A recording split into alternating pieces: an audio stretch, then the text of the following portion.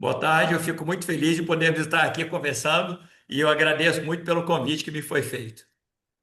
Doutor Pedro Paulo, é uma honra recebê-lo aqui hoje para falar sobre um tema tão caro para aqueles que se envolvem com o direito tributário. E aqui não só para os operadores do direito, como também para os próprios contribuintes, ou seja, todos nós, né? Hoje nós vamos falar aqui sobre os crimes contra a ordem tributária. E ninguém melhor para falar sobre esse tema do que o doutor Pedro Paulo.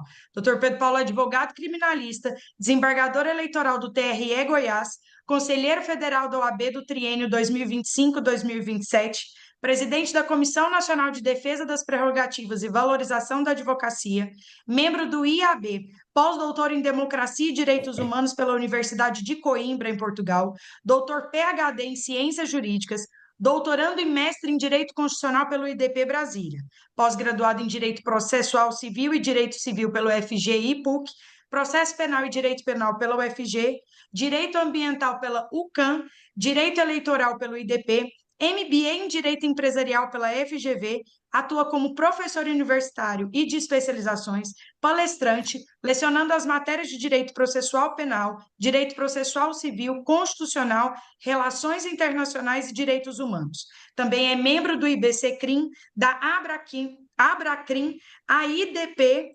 Anacrim, Abradep, IBDP e ex-presidente da Comissão Nacional de Direito Penal do Conselho Federal da OAB.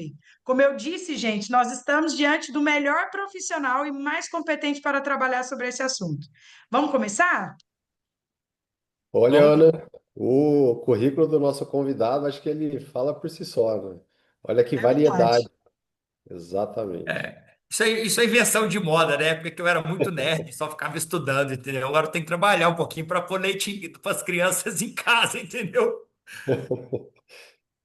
Doutor Pedro Paulo, a primeira pergunta que eu quero fazer é o seguinte: desde o primeiro contato que as pessoas têm com o direito tributário, a gente escuta a frase: devo, não nego, pago quando eu puder. Até onde esse dever e não pagar não é crime? E quando é que essa conduta ela passa a ser considerado como um crime? Bom, vamos lá. Com relação àquelas várias fases entre nasce o fato gerador, depois do fato gerador, você tem que fazer uma análise, um procedimento de cobrança, reconhecer que de fato você deve ao Estado. Isso é muito mais uma fase do procedimento ou administrativo que você, tributarista, tem muito mais familiaridade do que nós, penalistas, não é? Do que é o fato gerador, aí nasce o fato gerador, aí todas aquelas fases que a gente aprende, aí depois, lá no final, não tem uma discussão, de fato, reconhecer o que você deve, não tem uma discussão no âmbito tributário. A partir dali, não se discute mais se você deve ou não, a partir dali nasce a obrigação para o direito penal de você pagar, e se não pagar, aí o direito penal passa a se envolver com o assunto. Em linhas gerais, o direito penal não deveria se preocupar com pagamento de tributos ao Estado. O direito penal ele deve se preocupar com os bens jurídicos mais importantes para uma sociedade e, como efeito pedagógico ou o efeito desincentivador de violações de regra, ou seja, em português mais claro, como uma forma de falar para as pessoas: cumpra a regra, senão você vai receber uma pena. O direito penal ele tem um efeito simbólico. Ele pega as coisas mais importantes para a sociedade e diz: respeite esse bem jurídico. Se você não respeitar, você vai receber uma pena. Não é que o direito penal, na verdade, quer aplicar pena em alguém. Ele quer só que você respeite aqueles bens jurídicos. Bom, e aí dá-se uma primeira pergunta. Tá bom, mas quais são esses bens jurídicos importantes para a sociedade a ponto de serem protegidos pela lei? Não só pela lei penal, pela lei. E aí a gente entra numa regrinha que é no Instituto, que é o princípio da fragmentariedade, que é o seguinte: nem todos os bens jurídicos precisam de proteção, só alguns. E à medida que esse bem jurídico vai ficando mais importante, você vai protegendo com leis cujas sanções, no eventual desrespeito, são mais sérias. Então você tenta proteger o bem jurídico com o direito administrativo e a sanção administrativa respectiva para ter o efeito pedagógico ou desincentivador para quem descumpre aquela regra. Ah, bom, tem sido suficiente a sanção administrativa. Então, para ali, a proteção àquele bem jurídico com o direito administrativo já foi suficiente. Ah, não, não tem sido suficiente. As pessoas não têm respeitado aquele bem jurídico, importante para a sociedade. Bom, então agora eu vou lançar a mão de um direito um pouco mais severo, que é o direito civil. E aí eu protejo aquele bem jurídico com o direito civil e a sanção respectiva, que é a sanção civil, em regra patrimonial ou de direito, perda de direito ou limitação de direitos. Bom, foi suficiente, o bem jurídico foi protegido com o uso do direito civil? Foi. Então eu paro aí também, não preciso lançar mão de nenhum direito, ramo do direito mais severo. Olha, mas se eu percebo que nem o direito administrativo foi suficiente, nem o direito civil foi suficiente para proteger aqueles bens jurídicos importantes que eu quis proteger diante daquele primeiro princípio, que é o da fragmentariedade, e aí então eu vou lançar mão de um terceiro ramo do direito, que é a última ratio, ou o campo do direito mais severo que nós temos, que é o direito penal, com a respectiva sanção penal. É o direito mais duro do Estado, ele é a força do Estado, que só deve ser utilizado, e aí entra um segundo princípio, que é o princípio da subsidiariedade, que eu só uso o direito penal quando eu provar que os outros dois ramos do direito, menos severos, que são o direito administrativo, depois o direito civil, não foram suficientes para proteger aqueles bens jurídicos que eu optei por proteger lá na fragmentariedade. Eu fiz essa historinha de direito penal, fazendo um retrospecto aqui bem simples, só para trazer uma seguinte pergunta e ao mesmo tempo uma explicação. Então, por que que eu vou proteger com o direito penal um bem jurídico que é, vamos colocar em linhas mais fáceis de entender, a obrigação da pessoa de pagar tributo? Por que que o direito penal vai se preocupar com isso?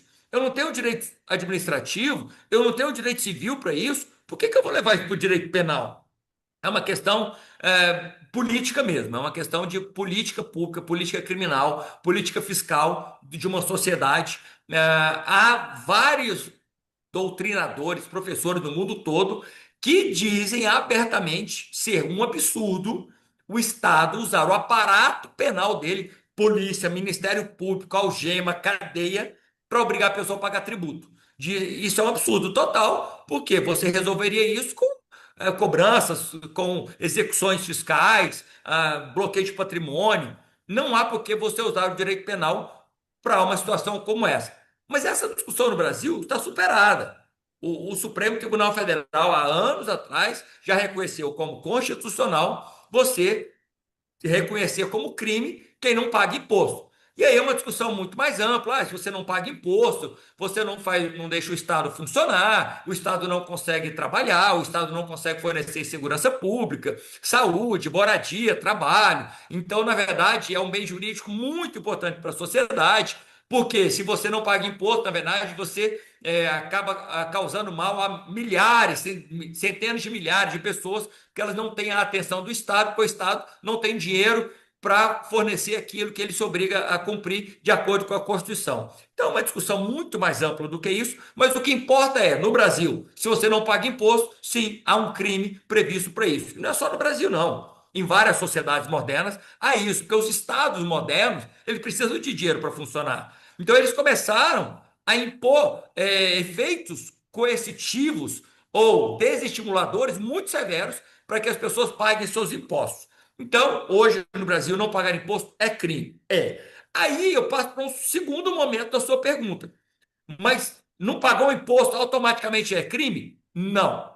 Aí nós fazemos uma subdivisão que é por que é ou sob quais circunstâncias, e o direito penal ele se preocupa com isso, o direito penal ele sempre quer analisar quais são as circunstâncias pelas quais ou dentro das quais alguém comete um fato que, em tese, ele se adequa a um tipo penal, a um crime, mas o direito penal ele quer saber muito mais que isso. Tá, o que você fez, em tese, se adequa a um tipo penal objetivo previsto na lei? Adequa. Então, em tese, você cometeu um crime. Mas vamos analisar as circunstâncias dentro das quais você cometeu aquela ação ou aquela omissão, porque a depender das circunstâncias, na verdade, não se encaixou ali. Ou porque não teve o dolo, né, que em regra, para você cometer um crime, eu pressuponho que passou na cabeça da pessoa que ela assumiu o risco de produzir aquele resultado. Então, eu digo que houve um dolo, ou um dolo direto, que ela quis sim aquele resultado, ou assumiu o risco de que aquele resultado pudesse acontecer, e por ela tudo bem, ela ainda assim praticou aquela ação ou omissão, e se o resultado fosse atingido por ela, não teria problema algum, que é o chamado dolo eventual. Já há outras situações em que a pessoa, apesar de cometer uma ação ou, né, ou incorrer em alguma omissão, ela atinge um fim, né, ela viola um bem jurídico protegido pela lei penal, mas ela praticou aquilo ali sem sequer imaginar que poderia atingir aquele resultado. Então, nesse caso, eu digo que ela cometeu aquele tipo, né, penal em tese, quando muito numa situação culposa, ou por negligência, ou por imprudência, ou por imperícia, mas não com dolo, ou ela sequer imaginava que ela poderia atingir aquele resultado. Aí eu tenho um tipo culposo. Mas eu tenho uma zona limítrofe aí, que é o seguinte: situações em que a pessoa, ela imagina que o resultado pode ser produzido sim, mas ela pensa, bom, isso que eu vou fazer, ou isso que eu deixei de fazer, que seria uma omissão, pode atingir o resultado?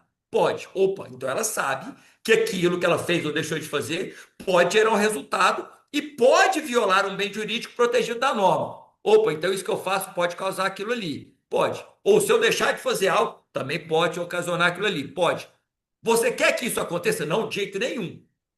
Tá bom, mas por que que não. Mas o que você está fazendo ou deixando de fazer pode ocasionar a lesão àquele bem jurídico. Por que que você ainda assim vai fazer ou deixar de fazer algo? Não, mas é porque eu tenho perícia, eu sei como fazer isso aqui, ou sei como não fazer isso aqui, de modo a não produzir o resultado. Por que que eu estou dizendo isso? Porque é uma situação limítrofe entre o dolo eventual e a culpa, que é a chamada culpa consciente, que é quando eu sei que o meu comportamento pode chegar a um resultado, mas eu não quero que aquele resultado ocorra de jeito nenhum. Então eu falo o seguinte: não, eu não vou deixar que aquele resultado aconteça.